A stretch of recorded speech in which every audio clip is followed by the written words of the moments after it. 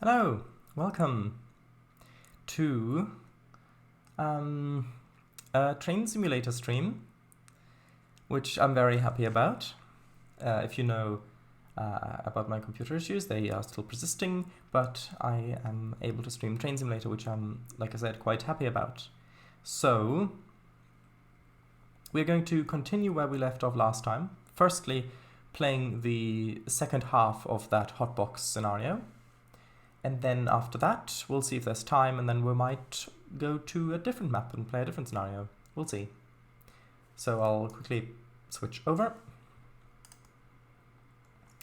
So, right, hello Kangafanga, welcome. Elisa, where stream? Oh, never mind, yes. Because I wrote starting about 10 seconds, literally a couple seconds before you wrote that. Yeah, are we still in California? Yes, but we're somewhere in the mountains, so we're far away from all the politicians, which you do not like. So, also we're heading towards New Mexico, I believe, so, anyway. Yeah, however, will be heading through Arizona. So, here we are. After coming to a complete stop, the conductor walked down the length of the train to axle number 36, because the detector apparently told us that we had a hotbox. Which, if you don't know what that is, it's basically on the axle bearing. If it overheats, there's too much friction if it overheats, then the oil can catch fire, which means that burns away, and then there won't be anything, any lubricant left, and then the metal can get so hot that it can deform or break, which can then cause a derailment. So, yes. The temperature stick did not melt when applied. So temperature stick is a little, I'm not sure which metal it is, but is, or is it, it's some material which you put into the oil, and if the oil is hot enough to count as a hot box, then it would melt, telling you that it's too hot. The temperature gun reading was normal. Temperature gun, of course, is a infrared light camera, basically. And there were no obvious signs of I say camera, it could be just a light detector. And there were no obvious signs of overheating at the reported axle or any axles nearby. After reporting this to the dispatcher, you have been given permission to proceed south to Mojave. Prepare the train and depart when ready. As an operational reminder, this train has a total of 224 axles and is 5,050 feet in length. Thank you. Right, so let's get started. Also, I will turn the lights in the cab off, because I don't think we'll need them. While we're rolling back down the hill, I'll apply some power so we don't roll down the hill. That was a bit odd. Right, so the audio levels should be the same as last time.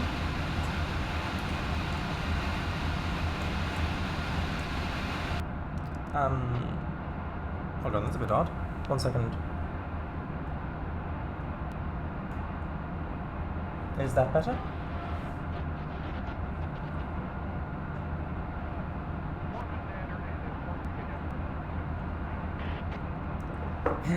Yes, that is better. Right, so, yeah, the audio level should be the same as last time, but if it is too loud or too quiet, let me know and I can change it. So, I wonder, is this scenario based on real-life events? I mean, hotboxes are real-life events. Like the old-fashioned cars and the blinker relays. Right, so, yes, these are our locomotives. And our train is very long, as you can see. If we head into the map view, you should be able to see center player. You should be able to see our train is this long. So, yeah. So let's get started.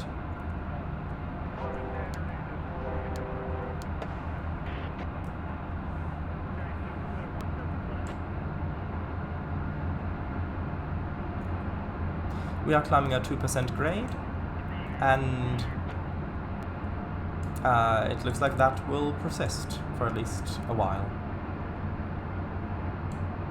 Well, Elisa, today in 2047, cars have electronic blinkers. No need for relays anymore. See? The Iron Titanic boa. The reason why I'm accelerating a bit slower than usual, is that I don't really want to get any wheel slip. I am applying sand as well, so we should be fine.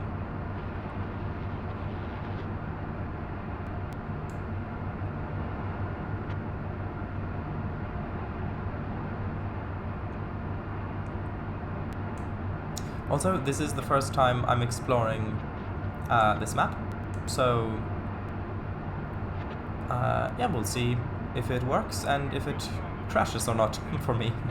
Because some maps like the Semmeringbahn, unfortunately, and a couple others do have some spots in them where as soon as that area of the map gets loaded, it completely crashes. And by completely crashes, I mean it crashes my virtual machine.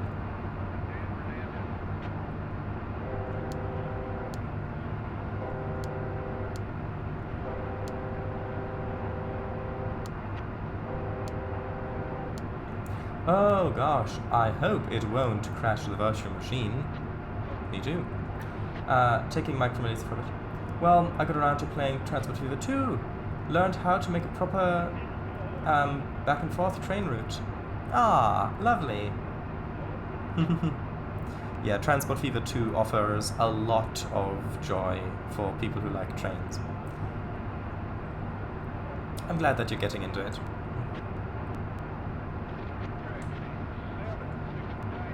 Okay, yeah, let's apply a bit more power.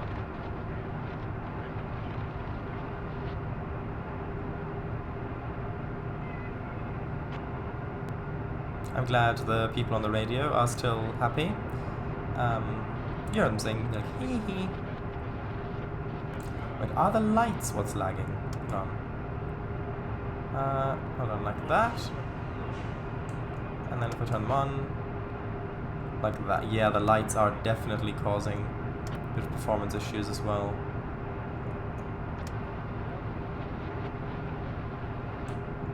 I know that I'm supposed to have the lights on, but for performance reasons, I'm gonna have them off. So, not that realistic, but oh well. Got 4 trains running on the main line, with some more branch lines and bus routes connecting the 4 main stations. Ah, are you playing with any mods installed? Lovely. Any plans for trams? When does one not have plans for trams? Many. See, told you. Oh, it's probably mods he was talking about. Trains mainly, yeah.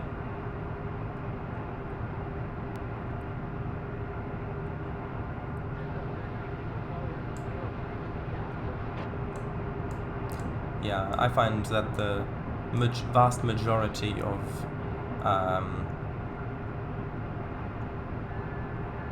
mods that you tend to use are, in fact, train mods.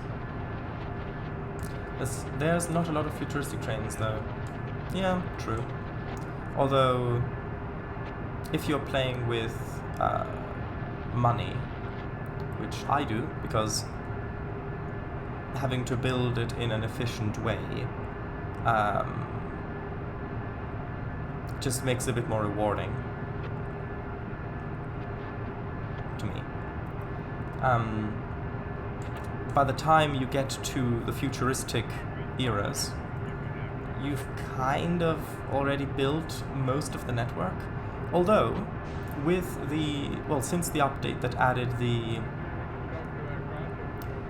ability for towns to need more different resources, maybe that's not the case. Maybe as the towns grow, you will need to redo a lot of stuff. I guess it depends on how robust your original network was. Still an advanced approach. Interesting. Like, the only mods are the high RT and reskinning the risking and the Pnir? Resking and Snipnir. Ace Combat, support name. Huh. As a fictional futuristic interregio, whatever it's called, red DB double-decker train. I do like that road. I do that by road, like I do in open TTD. Red is only for passengers and long-distance freight. Ah, I see. That one, let me have a quick look at it. Ah, yes, I do remember those.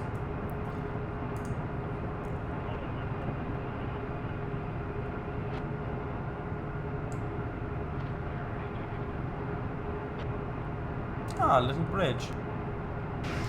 Let's have a little look outside.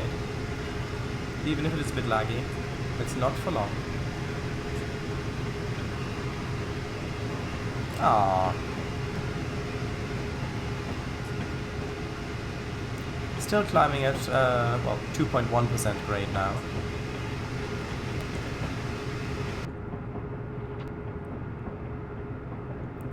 I did port it to Koikatsu 2, one of the few models the MDL to FBX converter supports. Ah, I see. You were talking about that converter a while ago, I think. Great foliage work there, like real excellence. Real excellent? Or real excellence?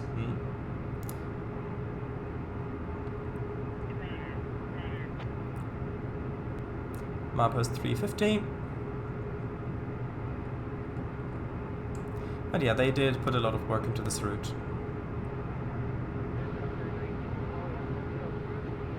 What I said. But yeah. Good. Good, good.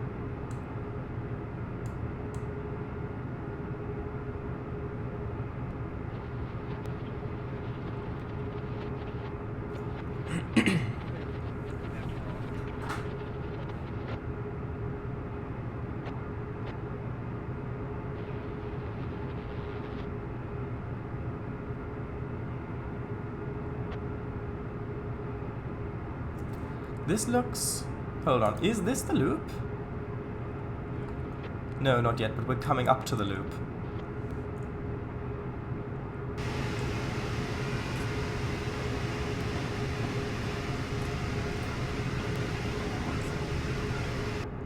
Yep, that is the stream title.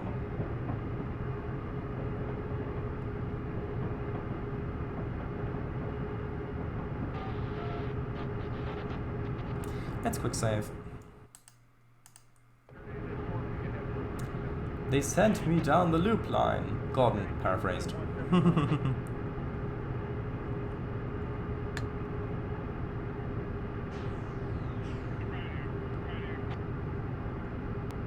This looks like a fun sort of landscape to build in trains as well. Although you would really have to moderate yourself with how much detail you put in the distance. I mean, which they have done here as well. Because if I mean, this looks great from here, but if I fly only a little bit further away, you can see it's pretty much just trees with a few shrubs placed around. And that's it. Everywhere. Just copy and paste. And here they don't even have trees. The only real detail is placed, like, that close to the tracks. Yeah? And so in this little area, that's the only place where you've got detail. Actually, what's this? Ah, look, derelict barrels. See, told you, derelict barrels.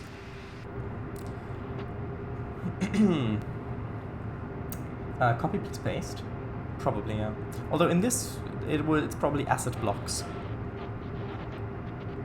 For a second, I thought that didn't load properly there. That texture of the container. I think they did it with those asset groups, yeah. Oh, Tehachapi, yes. Hello, Willis1961. This is the part 2 of the hotbox scenario on Train Simulator.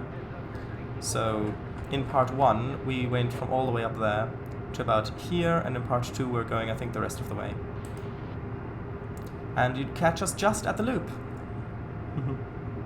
Yeah, I only recently got this route when I bought Train Simulator Classic on the Humble Bundle a while ago. And this is the first chance that I have to explore it. By the way, I'm using Kango's computer for this, which is graciously allowed me to do. So unfortunately I still won't be able to join the Minecraft streams or do Civ 6 streams or a lot of other things, but this is one thing that I can do now, so that's good.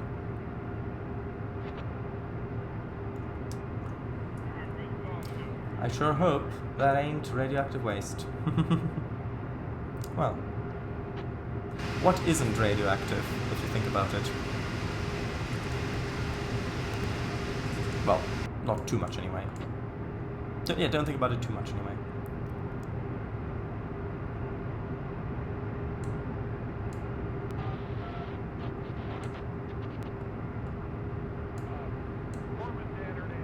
Yeah, this is the loop, definitely.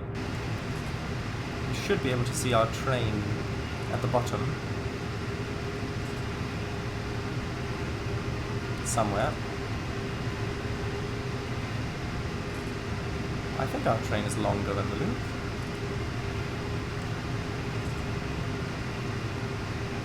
Oh yes, definitely. Look, definitely.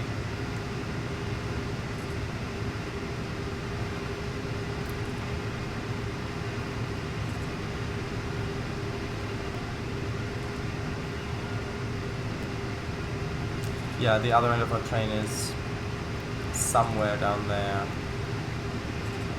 Oh look, over there, that's it. You see that silver wall in the distance? That wall is our train. Quite good that we're not string lining it. Especially since we don't have any engines pushing. Look, there's the end of our train down there.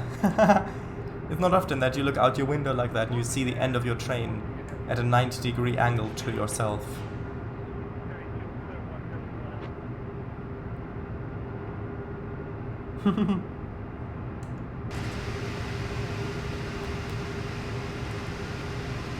Look, it's back there on the left as well.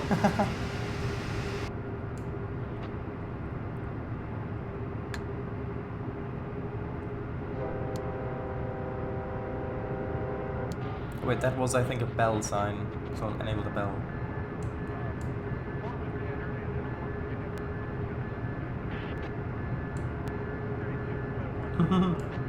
Right, get through. I have Tehachapi for TS and trains. Usually the first route I get for anything. Ah, yeah. I remember I had it in trains. I think, was it? It may have been Trains A New Era or the one before that. I'm not sure which one it was, but it came with the game. And I did enjoy it there. I enjoyed flying over it, mostly, because back then I didn't really drive trains in realistic mode too much in trains. And this is the first time I got it for Train Simulator because it was quite expensive.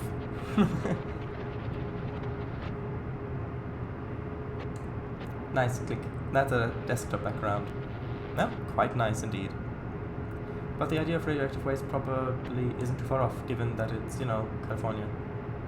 They did do a lot of stuff, especially around oh, what was it called? Something. The Rocketdyne laboratories at Santa Susana, for example. Look, there's our train again.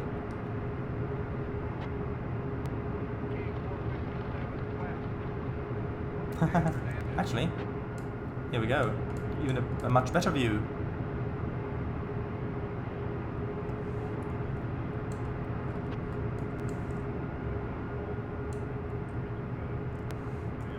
Right. Cough, cough, Santa Susana, cough. Ah, yeah. California governor's trying to do Chernobyl too. Shaking my head. Yeah, oops, speeding.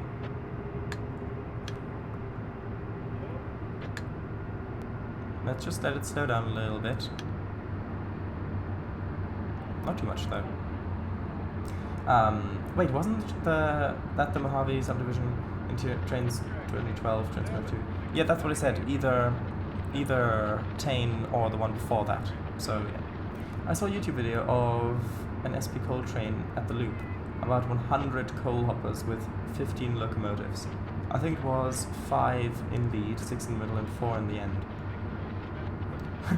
What happened to the others if it was only 4 at the end? Technically, it happened long before Chernobyl. True.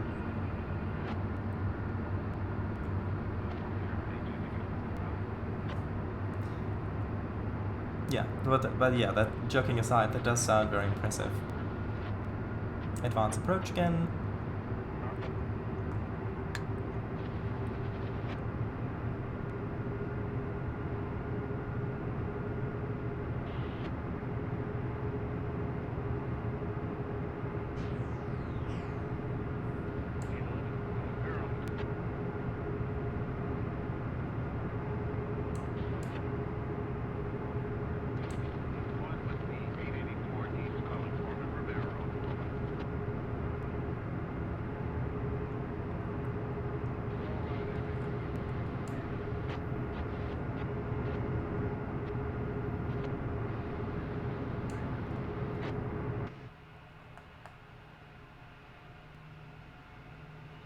Yes, Tehachapi is on the SP Mojave sub.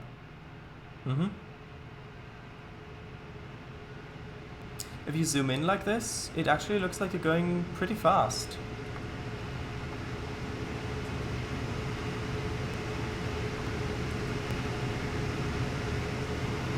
Or now the former SPP Mojave subdivision, Southern Pacific, yeah.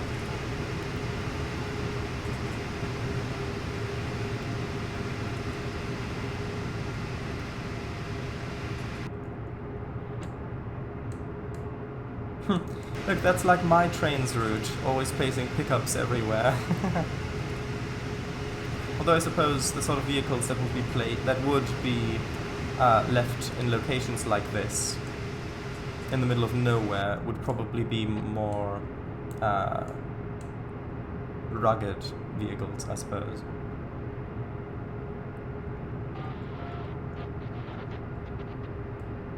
See, this time I actually looked at our speed.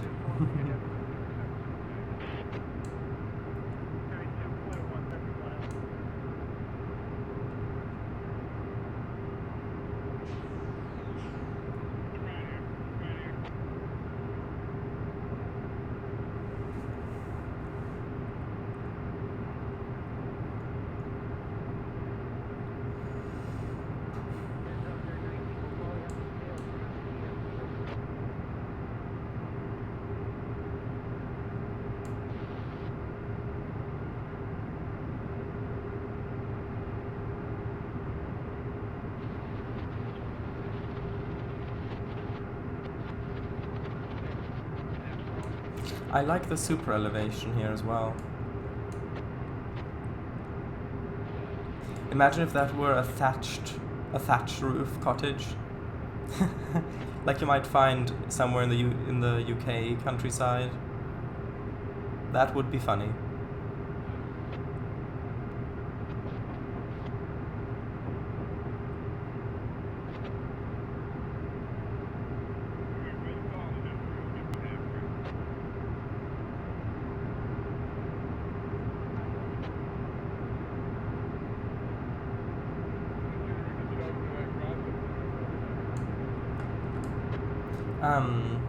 Oh, a link.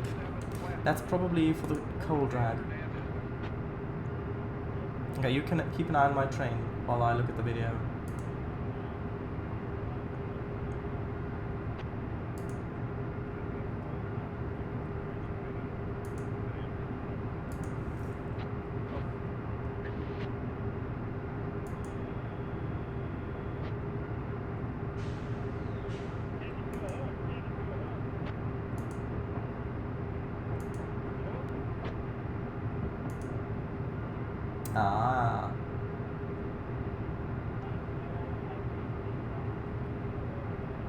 Slovak Eagles playing train simulator as well, apparently.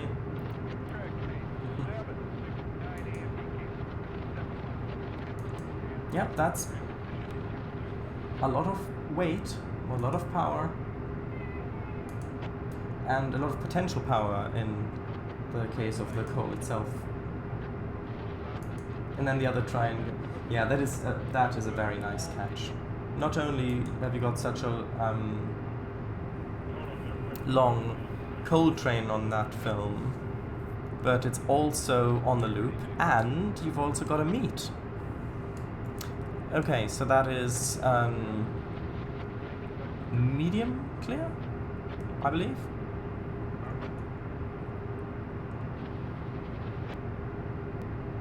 Which would indicate that I would need to reduce speed, but considering we're only going 23 miles per hour, isn't medium speed something like 25? I know it varies, but isn't it? Because I know you've got medium, and then you've got it, if it's flashing, I think is what, diverging speed? Question mark? It's been a while since I've informed myself on US signal stuff. Pretty much when I started the MVR was the last time I actually researched it.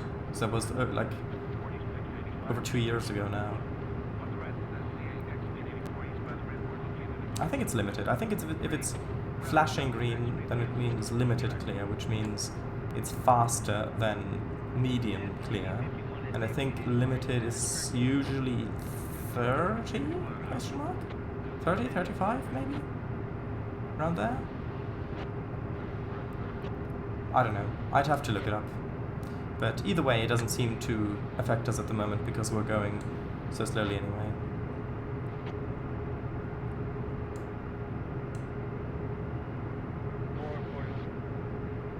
At least it doesn't appear to. Interesting. Jonas, yeah, Brand was too early. Ah. I always liked that route because SP shares trackage rights with ATSF over the sub from Mojave to Bakersfield, and I modeled both the SP and ATSF. Ah, I see. I'm assuming you mean physical model railways. But yeah, I always liked the ATSF liveries. Both the red nose one. What's it called? Is it the bloody nose or some, whatever it's called? The red nose one. You know the one I mean. And also the yellow and blue one. I think SP. Oh, SP bloody nose. No, that's not what I meant. I meant the ATSF one. What was it? Something war, I think. War bonnet, that's the one. War bonnet, yeah. I always loved those two livery designs. Probably because those were really the first ones that I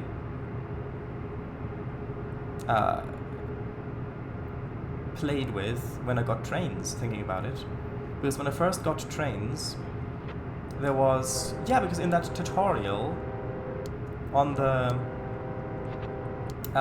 City and Country USA map, or whatever it was, where you had tutorials about loading liquids into tankers and stuff like that, they had an ATSF war bonnet F7. And I think there was also the yellow and blue ATSF locomotive, a different one. But because of those, I got used to them right when I started playing trains, and I really started getting much more interested in trains because of that. And so I think that's why my appreciation for those has stayed around. Might also be that they're just good-looking skins. Which sounds weird if you apply that to humans, even though it really shouldn't. But, no, I meant applied to locomotives. Okay, an approach. Which means the next one is probably red. So we have to be prepared to stop at the next one, which is in 0.8 miles. They should make railroads color blind friendly for the drivers, so they put up an extra light on each signal with a text on them, e.g. approach medium. Well, on the PRR with the precision light signals, those were all yellow as far as I know. There may be a few exceptions, but at least the ones I'm familiar with, they were all yellow or white, and it was the positions of them that mattered. So in that respect, it would be colorblind friendly, but I still don't know if safety-wise you would have a driver who's colorblind, even if the signals can be read without needing to see or differentiate, without the need to be of the ability to differentiate between the colors.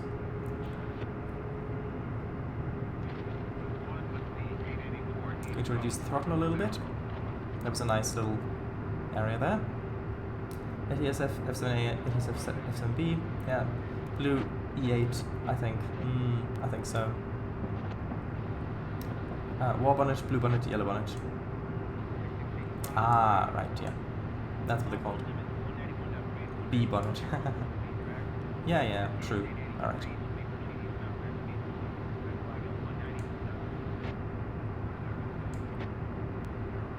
Ah, look, some more barrels.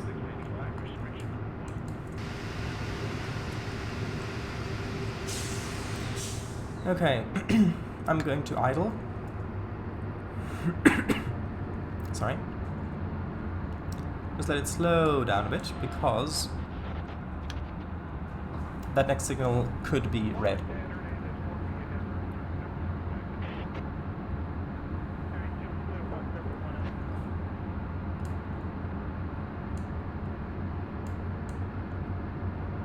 Should be able to see it sometime this month.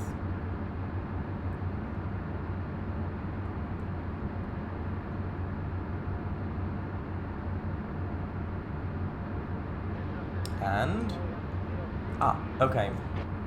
That is an medium approach, I think.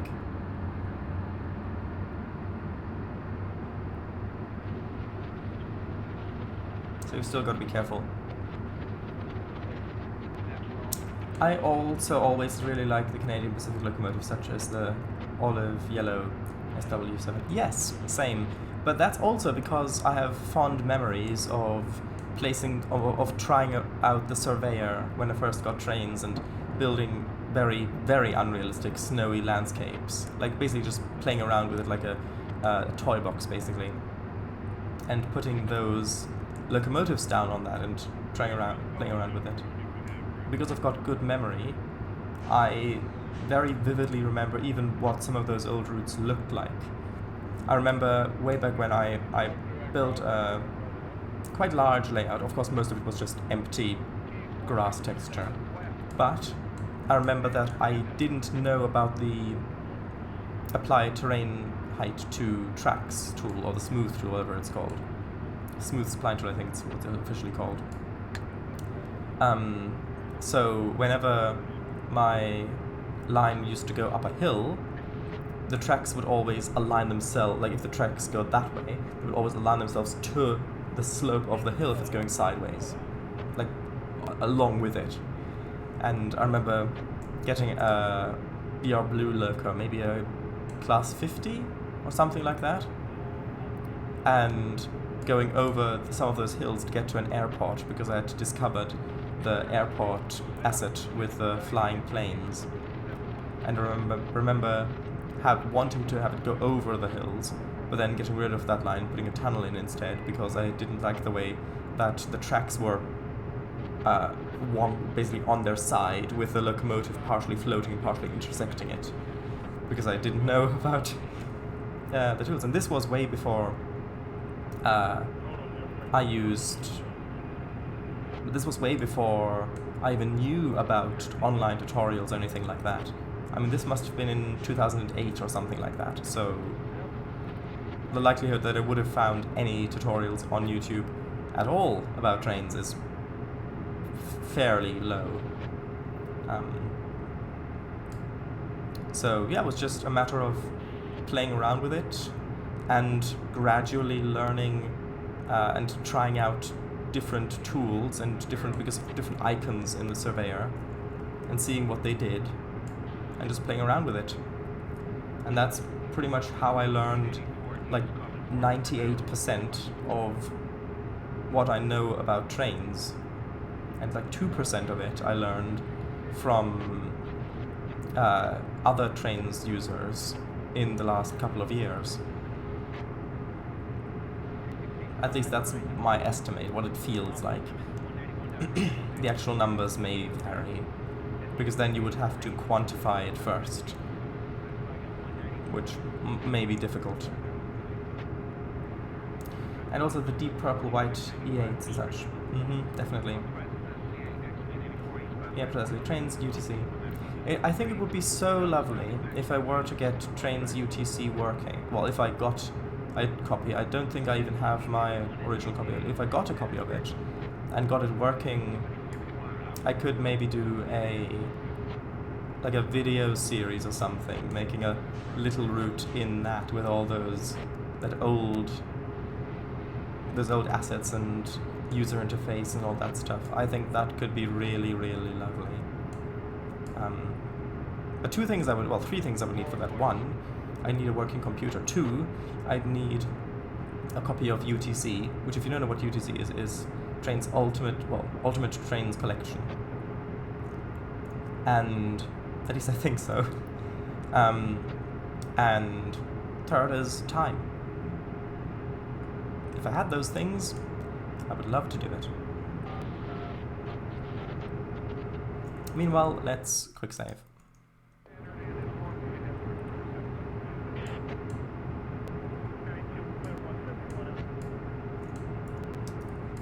Trains UTC part 5, reskinning with paint shed. Ah, yes, paint shed. I never really did much with paint shed because by the time that I would have done something with it, it was already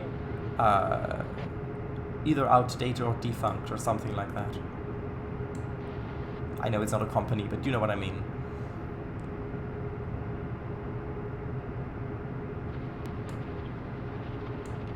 Deprecated, yeah. I've used myself.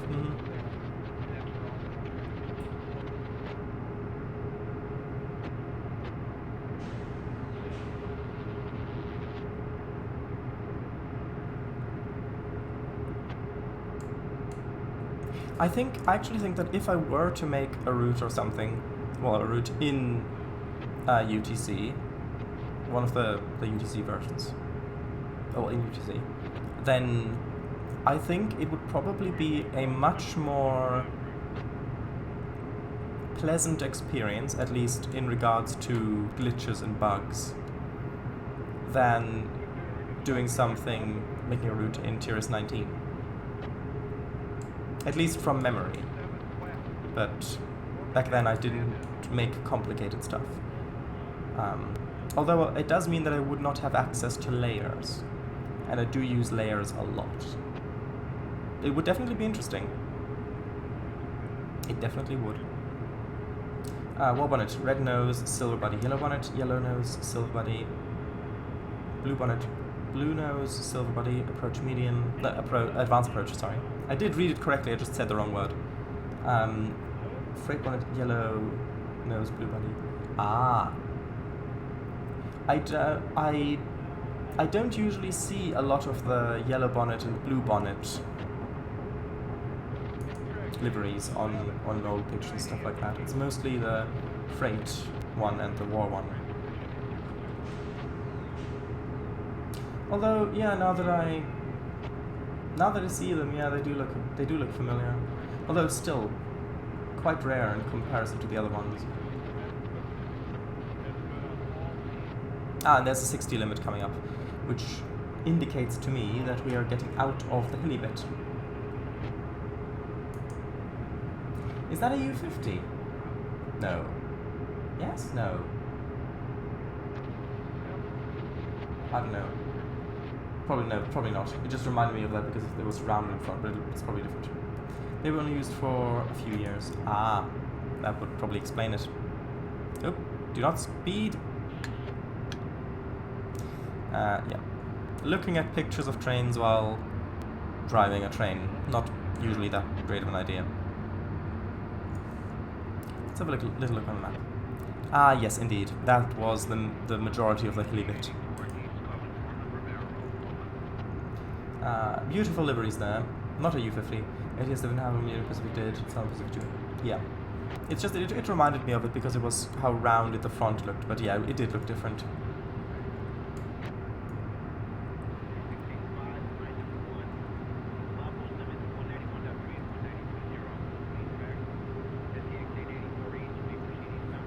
I heard that Conrail had one too. Fictionally, Burlington Northern also had one. Ah.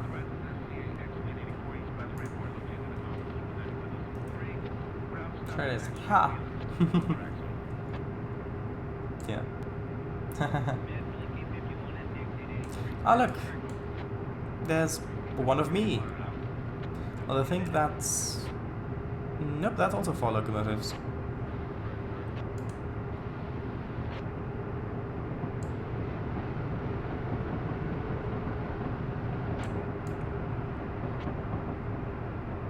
As soon as it gets flat, what do we have? We've got farms. Ooh, oh, imagine a BNSF U50. SP had 3 U50s and 3 DD35s. Ah. DD35? It sounds familiar, but I can't visualize it.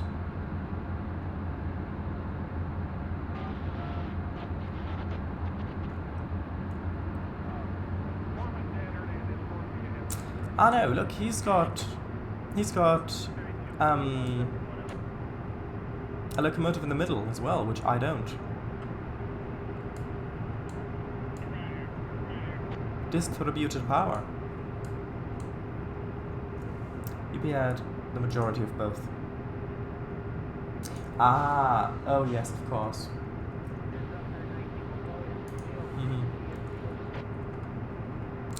That is another advanced approach. Ooh, although the numbers down there on the... hold on. Yeah, those numbers are a bit difficult to read. I think that's a 50 and a 70. Although that doesn't look like a 0. I don't know what's going on there, except that I'm speeding. Hold on. That's annoying. There go many of my points. I was distracted by the UI. I was zoomed in, I didn't see it. A pusher unit. Well, it wasn't at the end of the train pushing, it was in the middle of the train, so it was also pulling. I think that it's just called distributed power or something like that.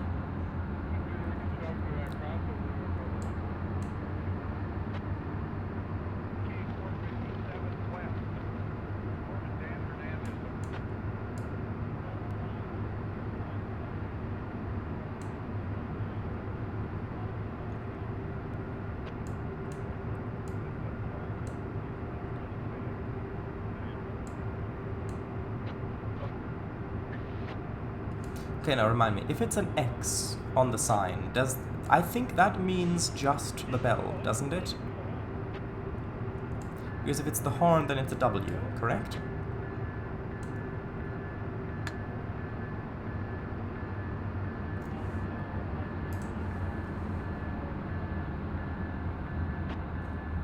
Ah.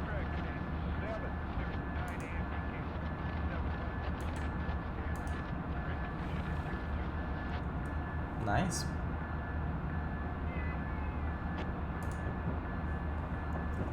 So am I supposed to blow the horn for this crossing or not? Because there was only a sign with an X on it, not with a bell. Is that illegal?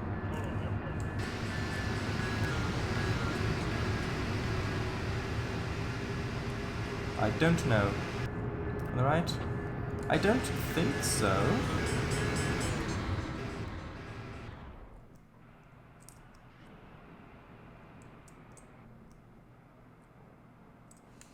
Can't see it.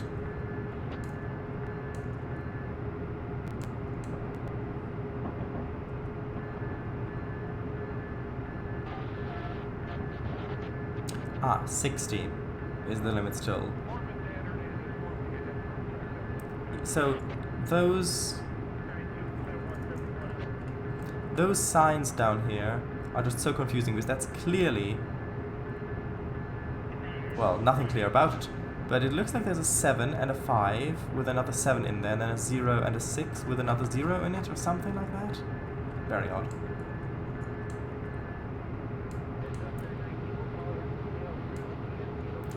Also, if anyone who likes the original Thomas the Tank Engine, you all might be interested in this. Ooh. Well, nothing clear about it. Sure it is.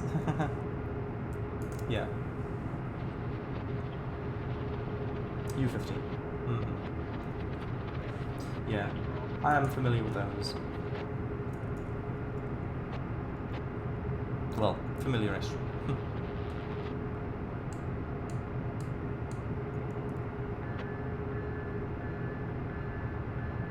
No, sure. I don't know. I was thinking that we'd have to blow the horn if we're going this fast for crossings, but then again,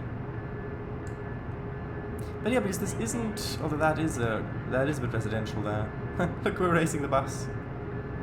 I mean, to be honest, I think even if we were going faster than the bus, I think the bus would still be winning, considering that the bus is accomplishing to race this train without even spinning its wheels. In which livery do you all prefer the U50s? UP yellow or SP brown nose? Probably SP.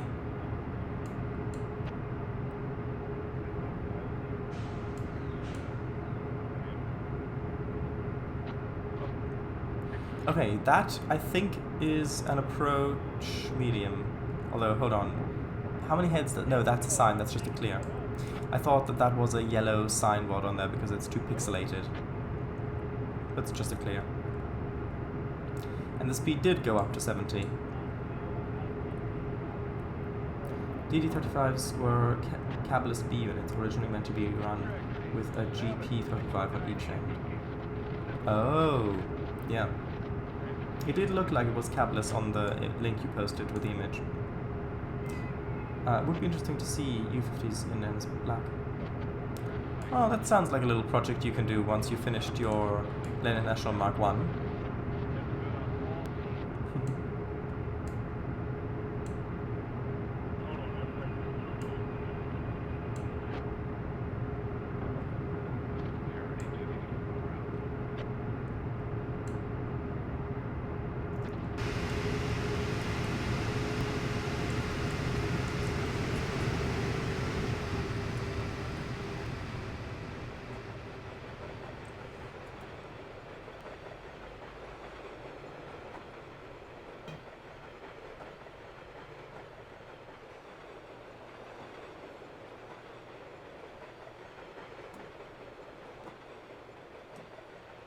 Yeah, I'm gonna hop back into the locomotive. Also, downhill,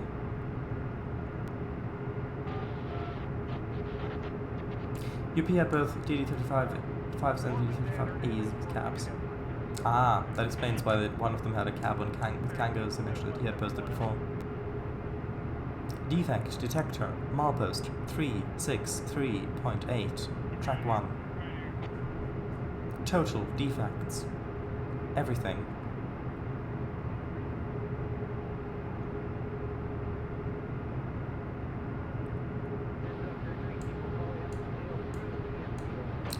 We might have to even use the dynamics again if it keeps going down like this. With this grade is what I originally wanted to say, but then I realized that the grade is changing, so...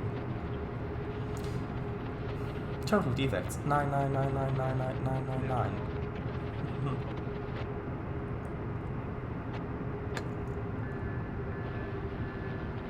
Okay, so are we still accelerating with the throttle off?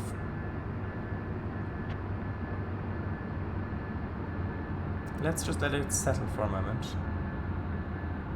The answer is yes. Okay, break into setup, the dynamics.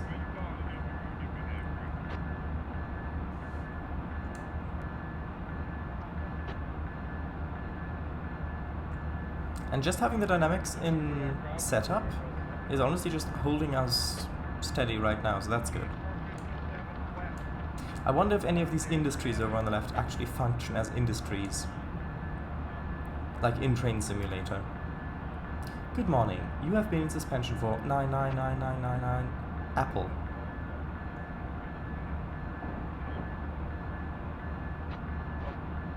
Although we are actually accelerating now. So I might, yeah, I'll put it into notch 1. Notch 2. 3. 4-ish. Interesting that we can't hear the dynamic brakes going.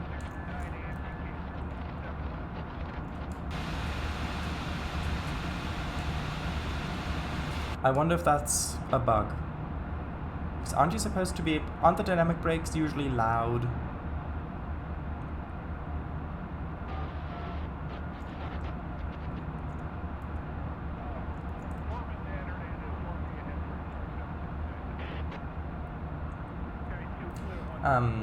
Alright, come on, just say apple. Simple word, just apple. Jumps. Alright, you know you know what? That's close enough. Hold on. Hold on to your apple. Shares. Because they apparently are just keep going up in value indefinitely, which definitely will not change at some point. Okay, let's turn the dynamics off, considering that we've leveled out.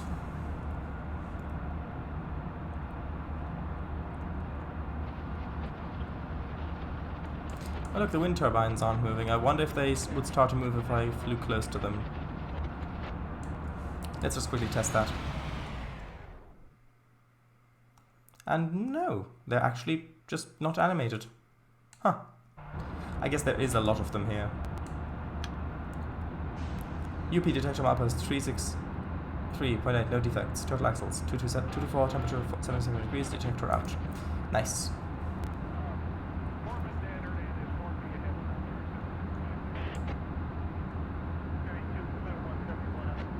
Okay, I am accelerating a little bit here, but I am aware that there is a downhill grade here again. Let's just quick save. But yeah, even on this straight bit of track, the scenery is quite interesting, I think.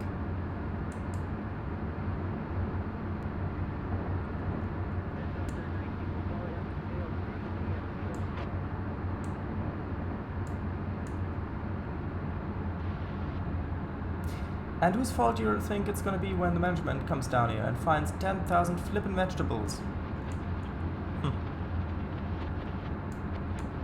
I don't think management are going to come down there.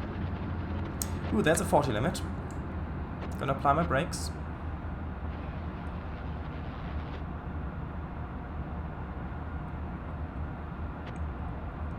Because yes, it's still 0.6 of a mile away, but we are also on a downhill grade, so...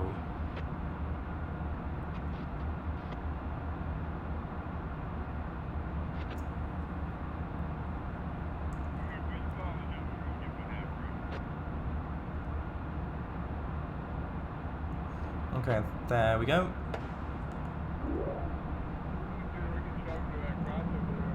And I'm going to put the dynamics on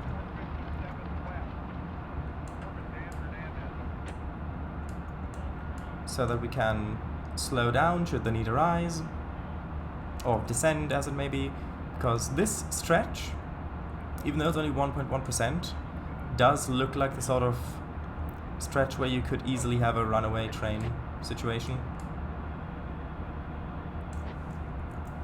if you're not careful.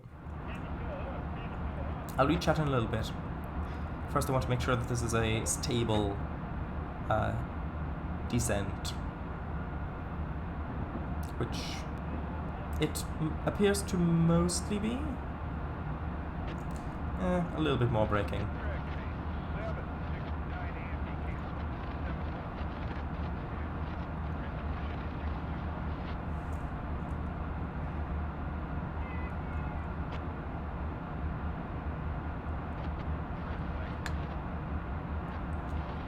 Hold on, are the dynamics actually working though?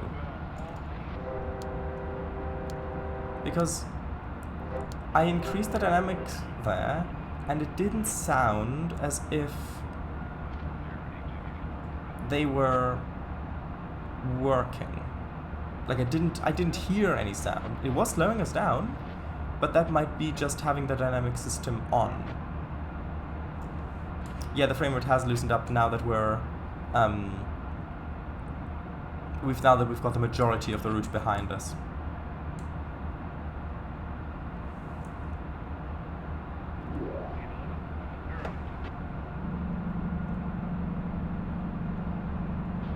Yeah, because I did actually use the locomotive brakes as well a little bit to slow us down there.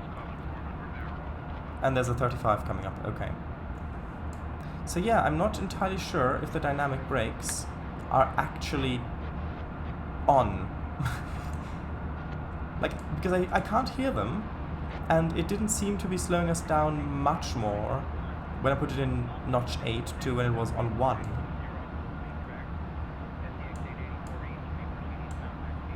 Maybe I just don't know how to use this locomotive's dynamic brakes. Also, we have slowed down too much already, so yeah, I've turned off the dynamic brakes.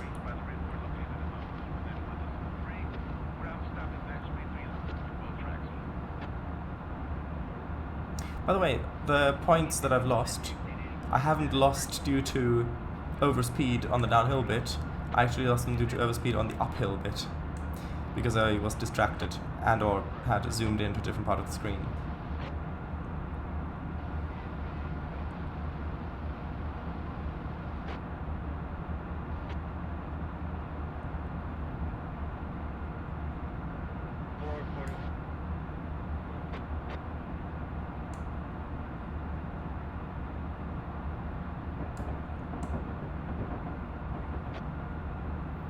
Okay. We are beginning to level out.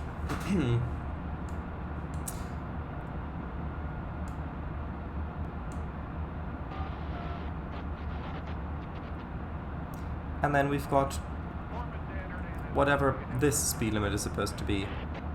That's clearly 30, and then something else.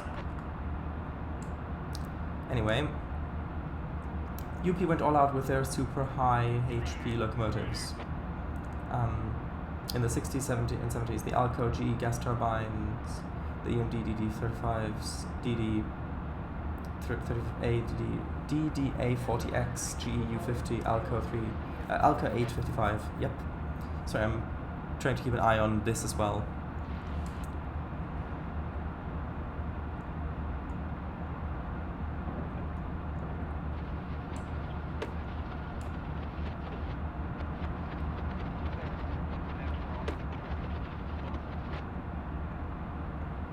Just using the locomotive brakes to slow us down a little bit for the 30 limit. Although I'm going to quickly save in case that incomprehensible speed limit at the bottom turns out to actually be less than 30.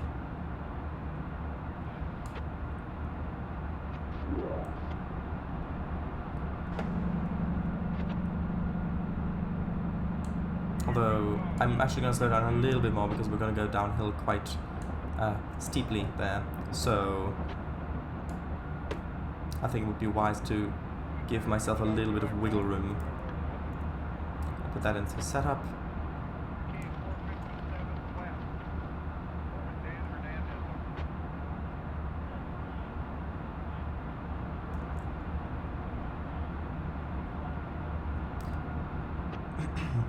Ooh yeah, 2.2% downhill.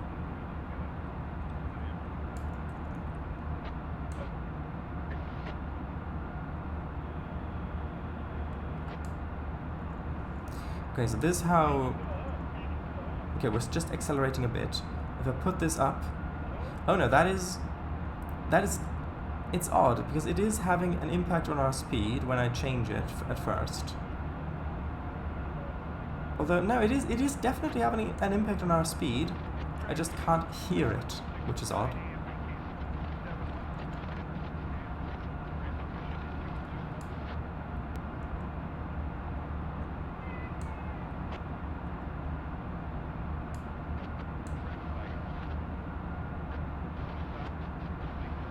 Right. With a little bit of time until we break the speed limit.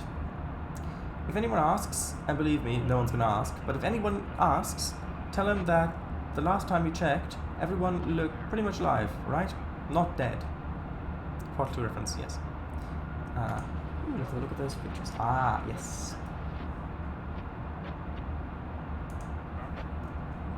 Well, that looks good. To slightly increase the dynamic brake.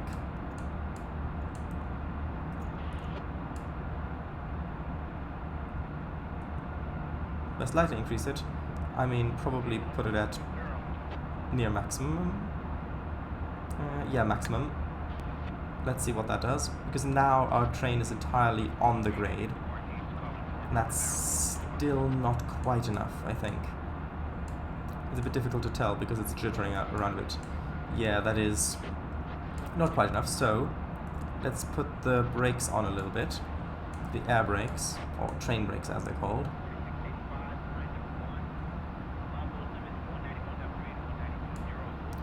Okay, and since we're now going to slow down with those brakes, I think I might as well let off the dynamics.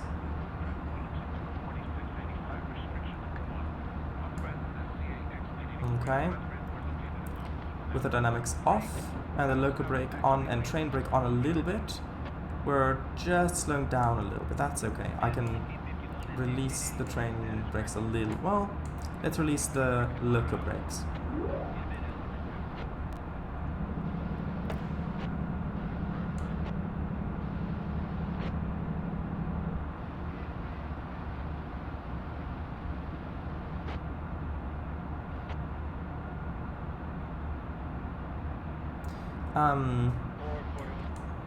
Okay.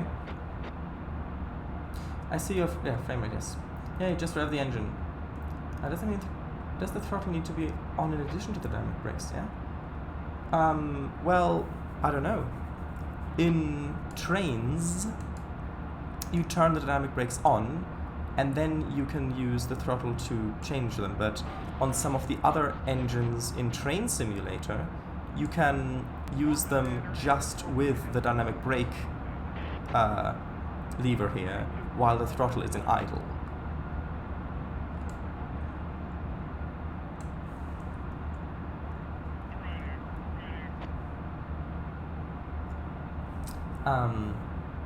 Well, yeah, you need to apply inverse inductive currents to add rotation resistance. Can't do that while idling. So, wait. Okay, well, let's try that. So if I put this onto like 3, that's a bit more, like 5, and then I put the throttle on. Nope, that is definitely just speeding.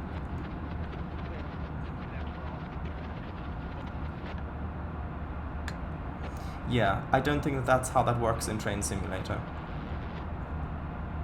And we're just speeding more.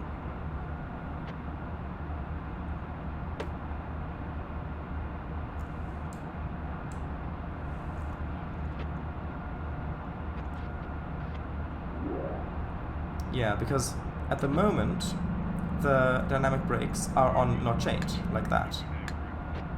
If I turn the throttle on a little bit, see, it immediately puts the dynamic brakes into the off position automatically. So that's not how that works in Train Simulator.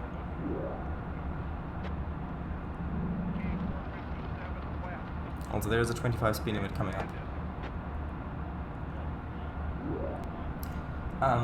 30 to 90? Nah. This doesn't have in-cab signaling, which it would need if it were to go 80 or above. Elisa, Sharadise, you expect to hear inverted resistance currents? Yes. Huh, interesting. Doesn't display the custom errors on screen correctly, which Twitch automatically converts. Odd. In chat it's displaying them correctly. Reverse the polarity on the flux capacitor. Yes. I merge the errors, I mean. And the neutral flow. And the neutral. Load the quick save, quick. Nah.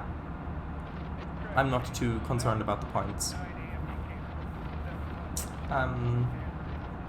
Quick. That wasn't a legitimate driver error. Mr. Snipes, hello. Dynamic brakes are most effective below 30 miles per hour.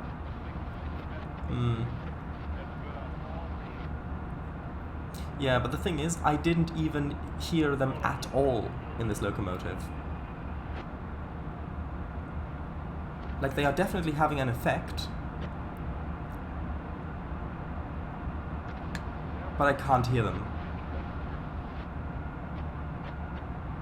Also, the effect they're having isn't that great, I would say.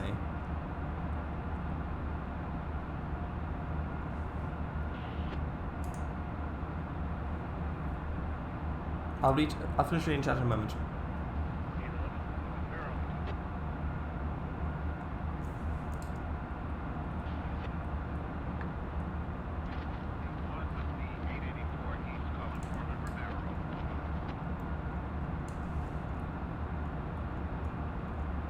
Slowing down a bit too much there.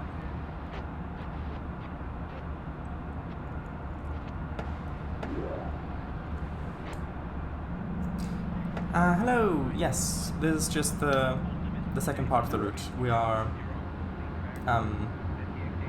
we've passed the loop, we're now nearing the end of the route.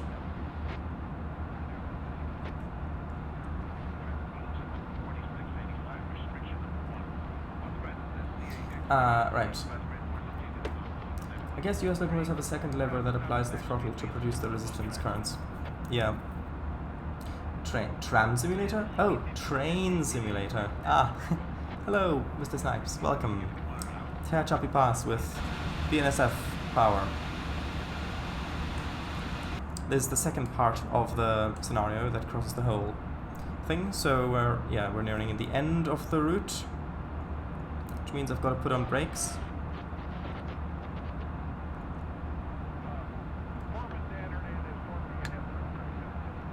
Nope, I'm speeding. Come on, brakes, please. Please, please. There we go. Yeah, it just takes a bit of time for brakes to apply properly. Because, of course it does. We've only got locomotives at the front of the train. That makes complete sense.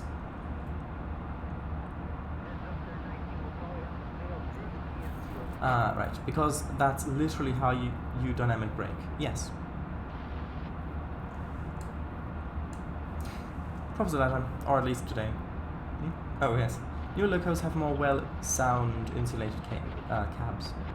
But I didn't even hear the sound from the outside, is the thing. I did go into the outside to check.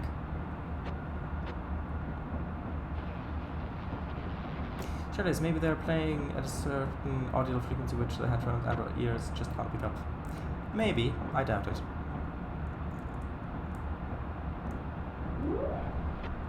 As we're slowing down a bit too much, I'm aware.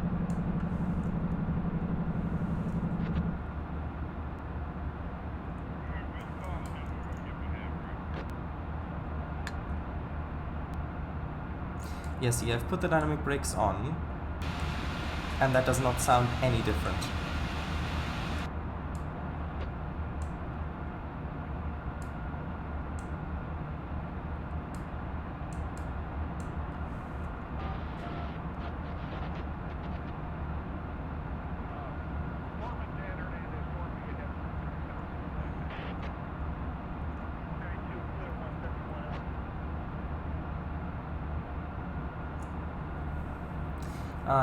Right. Still the same route, yes. But then you would hear them on the outside, right? Hello, yes. We're past the loop now. This control system looks like something straight out of Dr. Robotnik's laboratory. But it will be archived on YouTube at some point, yes. At some point in the future when my computer works again. They are lap brakes on these locos. Are they? Hold on. 1 second. If I put that up to... Oh, they're manually lapped brakes. That explains it. That explains everything. I didn't expect a modern locomotive to have manually lapped brakes. I'm happy because I prefer manually lapped brakes because you can get a lot of precision out of them. But also, I'm a bit surprised that I managed to do as well as I have been without realizing that they are manually lapped brakes.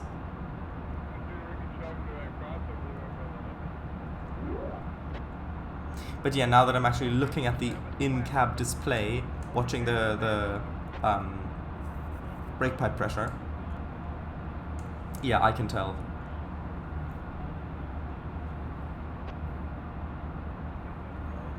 Ah, thank you for letting me know. There we go. That's much smoother.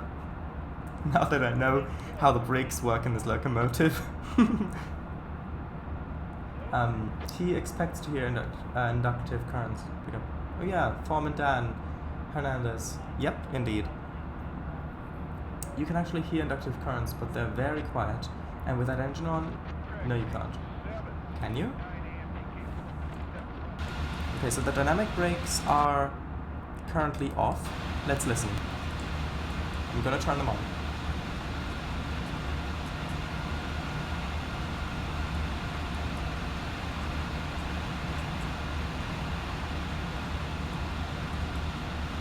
Nope, couldn't hear a difference.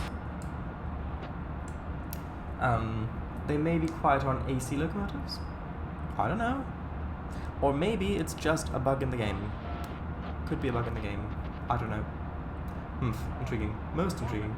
It's a breakthrough. Yes, a breakthrough in locomotive operational skill and technology. We have figured out how the brakes work.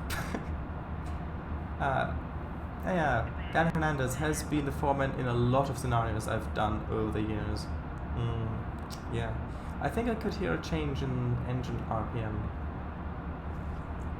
Okay, so okay, let's try this again. Tell me if you can hear a change in the engine RPM.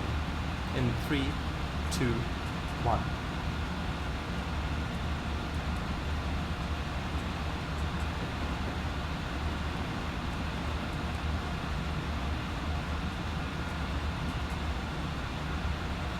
Okay. Could you hear a change just then?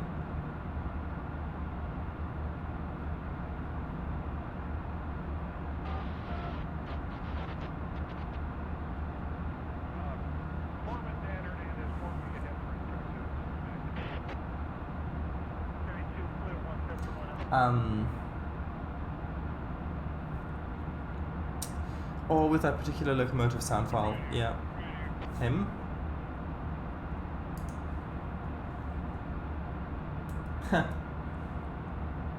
Nah, it would make sense since the alternator is under load. No, can't find it. It's the guy on the in-cab radio recording. Yep. Did you even use the dynamics? Who knows? Maybe I did, maybe I didn't. That's the point. You couldn't even tell.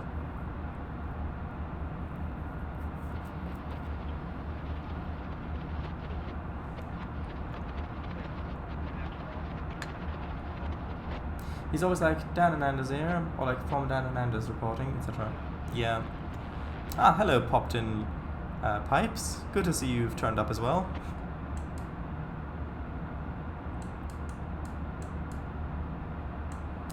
But now that the test is over, couldn't you reveal it, Charles? So the first time, I did use the dynamics. The second time, I did not. I could tell no difference. And apparently so, neither could chat.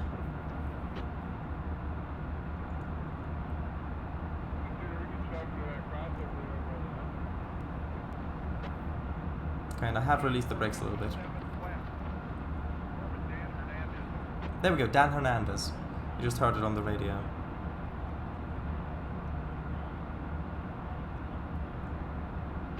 No, that's too much. Too much speed.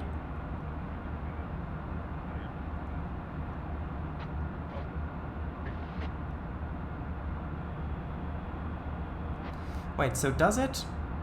Hold on. Oh, whoa, whoa, whoa, whoa, we're speeding so much. Hold on. Why isn't the... That's odd. I've got the brakes at 100. There we go. That's odd. I haven't quite mastered these brakes yet. Why are we not slowing down? Our brake pipe is at 0. Or I guess we should look at the cylinder brakes. Brake cylinders. I think I might be using this locomotive wrong.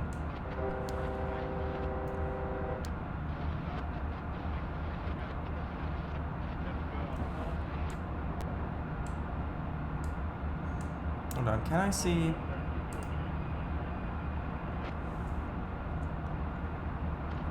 There we go, okay. So...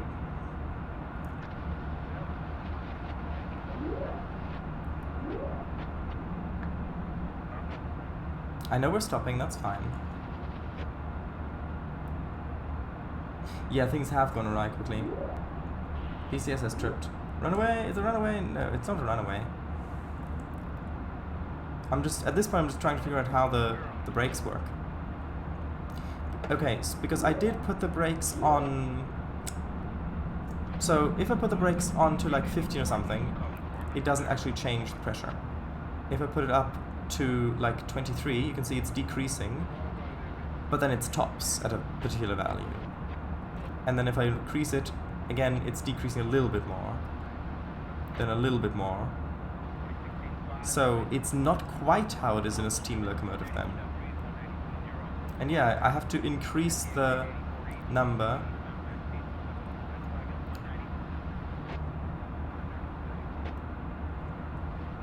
That's strange.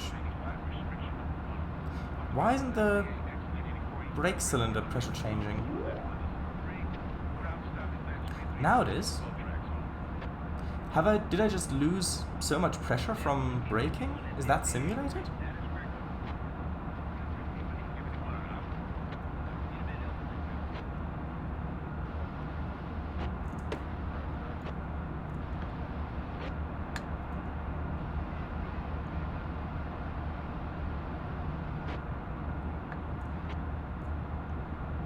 Interesting.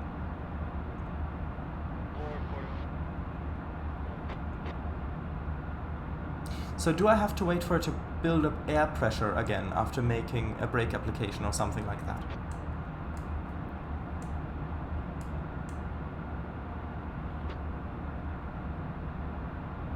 I think I'm gonna have to, if I drive on this more, which I will do at some point, I think I am going to have to look up like a tutorial or something, or maybe find a manual for it. No defects. Are you sure about that? Okay. Right, now I've released the brakes completely.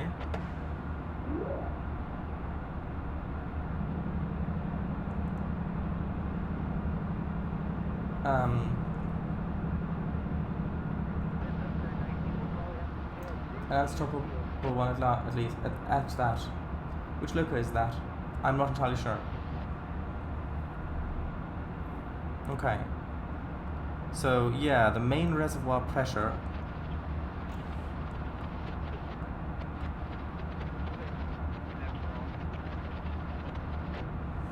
Let's see.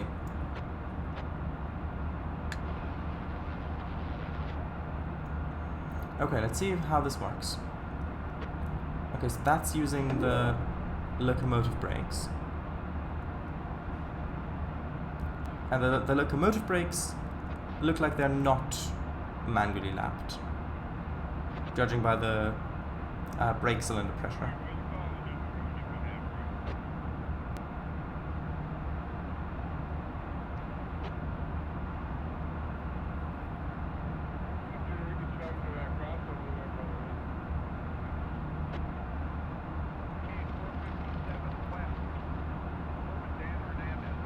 There was Dan Hernandez again in the background.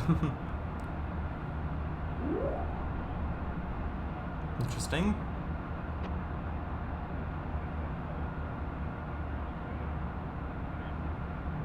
Well, with the loco brakes, Look, if you look at the brake cylinder pressure, if I decrease it, you can see it decreases the number. If I increase it, then it increases the number. So it is a gradual thing. But yeah, that is not manually lapped because I don't have to manage the rate of application.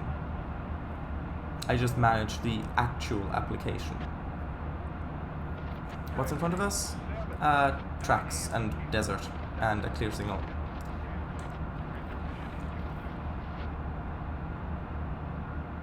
And we've only got a bit under 3 miles to go.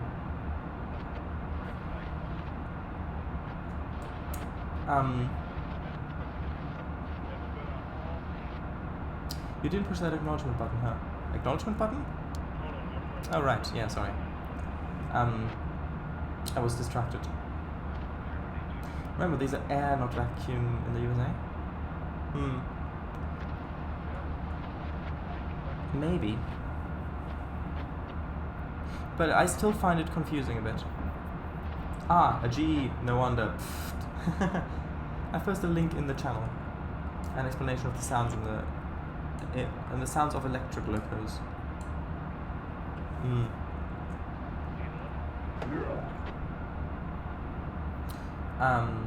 Right. Loco brakes, right.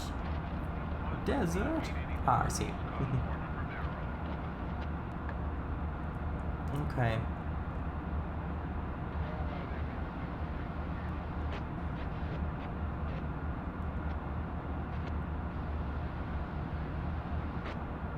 Yeah, so the loco brakes on their own aren't quite able to hold the train. If we also apply the dynamics, still doesn't seem to make it. Well, now it is. Now it's making a change. It just takes a while for them to build up. Okay.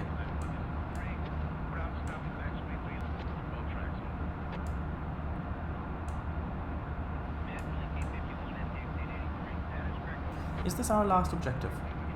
Yes.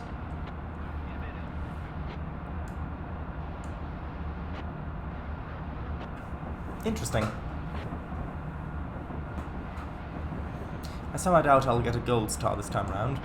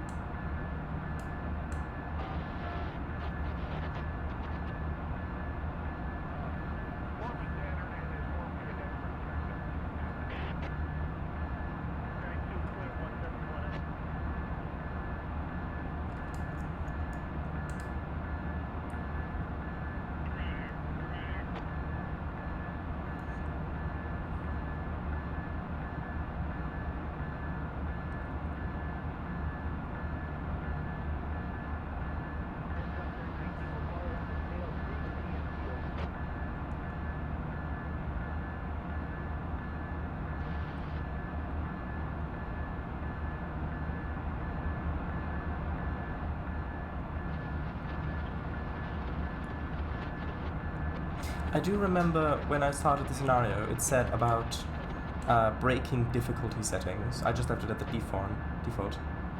No horn.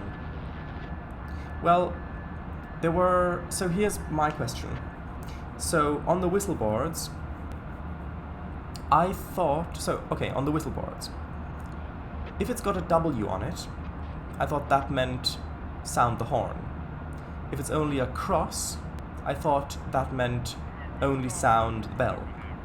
Is that not what those symbols mean? Like, for example, this. I thought that meant just sound the bell, not the actual horn. Or is that just the sign for level crossing? So it means sound the horn because there is a level crossing coming.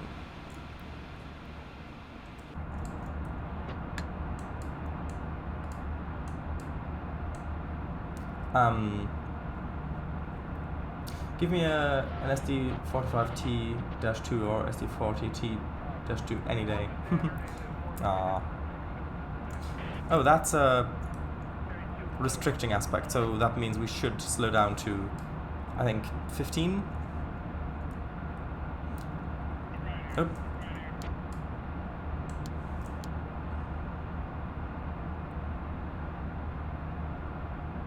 Come on.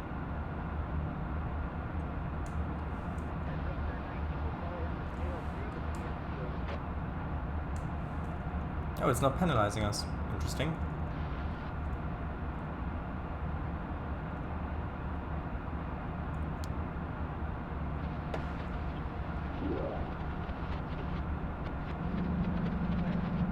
Yeah, I think well, I know that I haven't,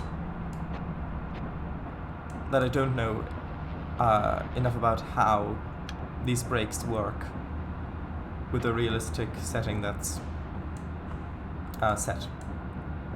Yeah, I'd still need to practice more and stuff. I would if I owned one. How much longer till we arrive? Well, this Mojave Yard Track 1 is the arrival point, basically. Just coming in now. Depends on the railroad. Ah. Yeah. So, yeah. Because I remember I think on the Miami line, although, I don't know, it's so long ago that I don't remember where the stuff's from.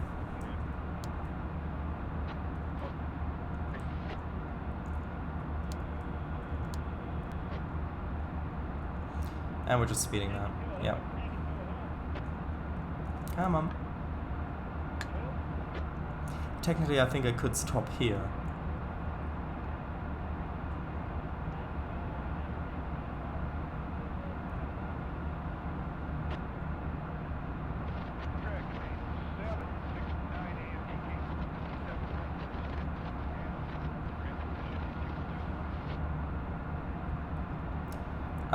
Level crossing. At the end of the scenario, it congratulates you on winning a free hat.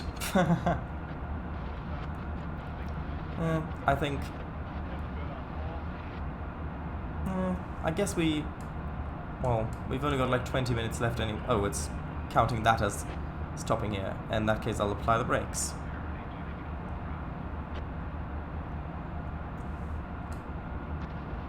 If that does anything.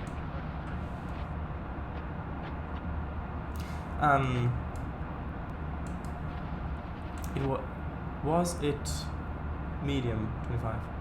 Oh right, I see. Well done. Not sure if I'd say well done. I definitely did something. Not sure that I did it well though. Although most of it I think I did.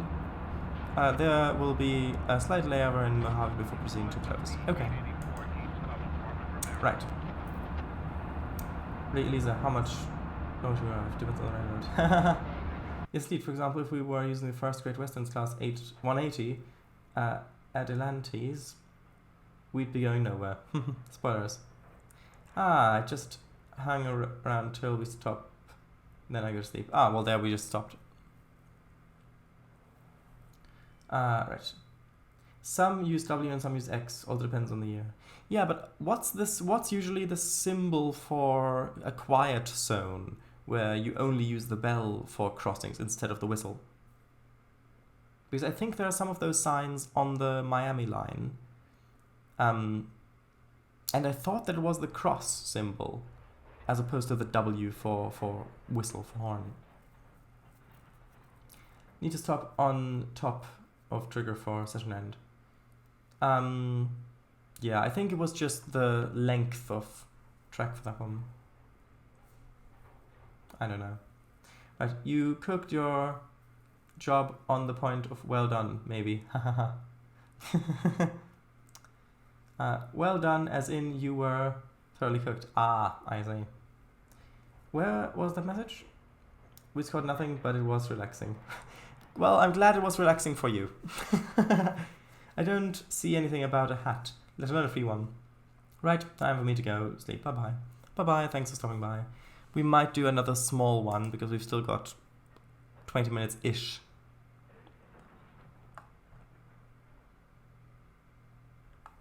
We'll see. Well, there isn't a heap of twisted steel derailed near a curve. It can't be all bad. Good point.